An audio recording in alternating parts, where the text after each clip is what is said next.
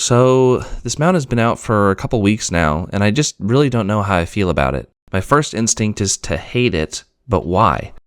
For those that don't know, Blizzard recently released this mount on their online shop for a whopping $90. Why is it so expensive? Well, because it has both an auctioneer and a mailbox NPC attached to it. So why is my first instinct to be upset about this, and why are so many other players similarly up in arms? Well, besides the absurd price tag for a digital asset, this is probably the first time in WoW history that something has really felt pay to win to me.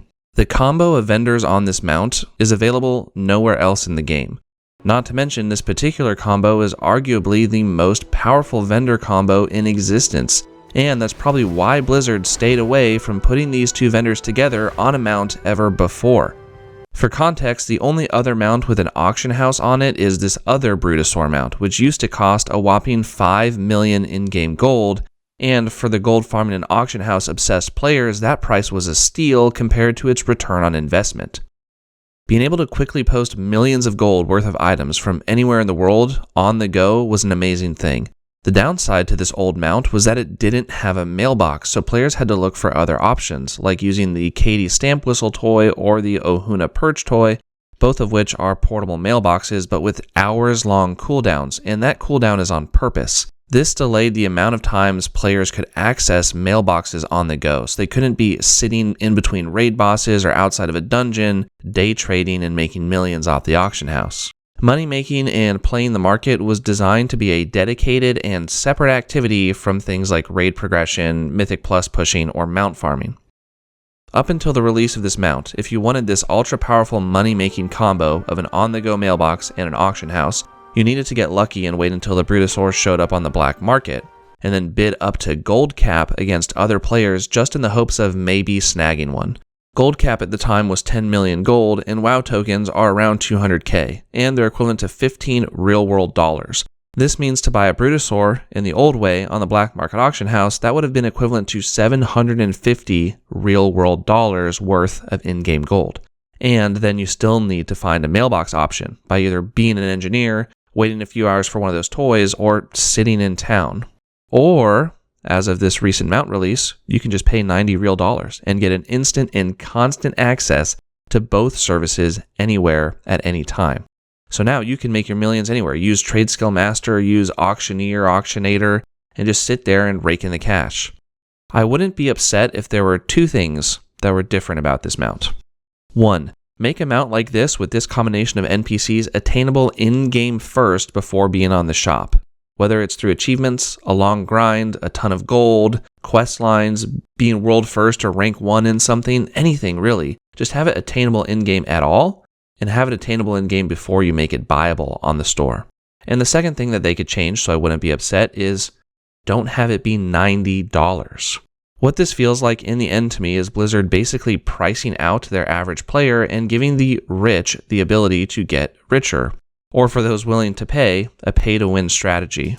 So if this mount's main benefit is just making gold, how is it really pay to win? Well, first off, many Mythic raid runs are being sold for gold every day. I mean, you can go on the Dungeon Finder and find them right now yourself. If you have 5 million gold lying around, you can easily get the cutting edge achievement right now. Or you can get ran through plus 12, plus 13 Mythic keys. Or you can buy heroic BOEs as soon as the next raid tier drops and have a higher item level than anyone else. You can buy your way or bribe your way into a top raiding guild or a top PvP guild. Essentially, with a large supply of gold, you can buy your way into a top slot anywhere. Sure, you might not be the best or the most respected player, but you can still do it. And this mount makes it almost trivial to do so, especially in conjunction with some of those trading add-ons that I mentioned earlier. Another downside to a mount like this being in the game is the effects it will have on the in-game economy. Now, I don't exactly know what that'll mean, but if everyone has access to a massive money-making potential anywhere, then this will most likely lead to major disruption in the in-game economy. What exactly this will look like, that's for an economics PhD to figure out, not me. But in my opinion, it will make the market much more volatile and probably inflate the prices of everything for the average consumer and leave a lot of wealth with the already wealthy. It actually makes joining in on playing the market and being a trader less accessible to the average player. So after all this negativity that I've just described, why do I not fully hate the idea of this mount?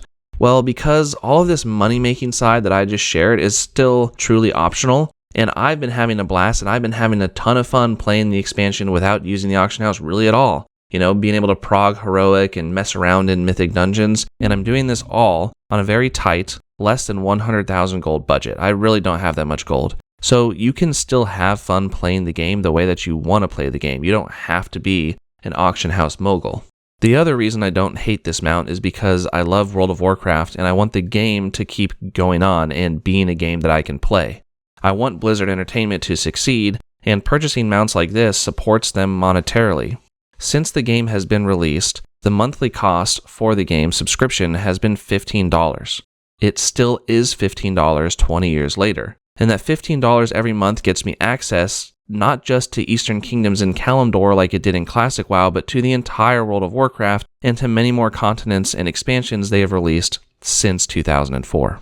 In essence, the value of that $15 is going a lot further, and from an inflation perspective, inflation figures estimate that for Blizzard to be making an equivalent amount of money today from each subscription as they did back when they started, they should be charging us $25 a month, but they're not.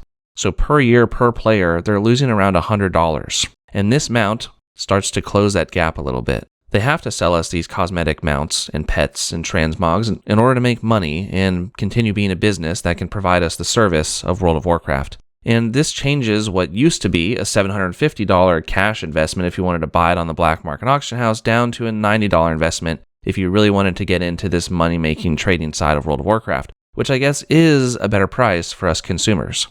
So what do you think? Has Blizzard earned the right to sell us a mount like this for such a high price, given that they're making way less money than they used to because of inflation? Or does this feel too much like pay to win? Does it feel detrimental to the game overall, or does it open doors for them to charge for other pay to win things in the future? I'm really curious on your opinion. I still don't fully know where I stand on this mount in particular, but I'd love to hear what you think. Thanks for watching and take care, and I hope this video has earned your subscription.